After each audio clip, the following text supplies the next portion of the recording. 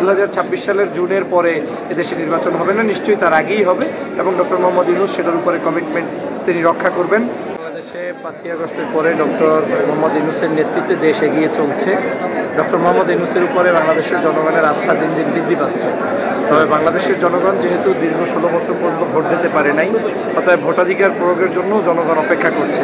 কিন্তু সেই ভোটাধিকার প্রয়োগ মানে এই নয় যে উইদাউট সংস্কার ছাড়াই আপনি নির্বাচনে গেলেন, তাতে বাংলাদেশের জনগণ কোনোভাবেই উপকৃত হবে না।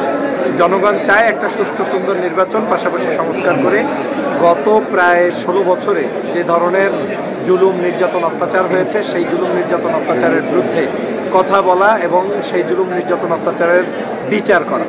আপনারা জানেন যে সরকার ইতিমধ্যে একটা টাইম ফ্রেম দিয়েছে, সেটা হচ্ছে আগামী জুন, মানে 2026 সালের জুনের মধ্যে নির্বাচনের একটা ব্যবস্থা তারা চাচ্ছে।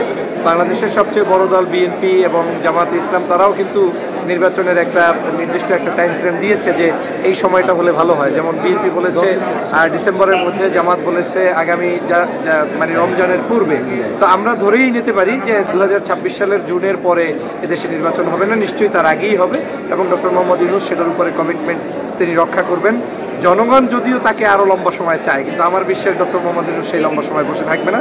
তিনি একটি সংস্কার করে তারপরে এই নির্বাচনের পথেই এগিয়ে যাবেন এবং সেই পদ্ধতিতে এগিয়ে গেলেই আমি মনে করি যে বাংলাদেশের বর্তমান সময়ের বিবেচনায় এটা অত্যন্ত গুরুত্বপূর্ণ হবে। দলগুলোও সন্তুষ্ট থাকবে, দেশবাসীও সন্তুষ্ট থাকবে, দেশে ষড়যন্ত্র যারা আওয়ামী লীগের করে সে ষড়যন্ত্রগুলোও বন্ধ থাকবে। এটা হচ্ছে আমার ধারণা। অনেকে বলছে যে এই মুহূর্তে নতুন কোনো দল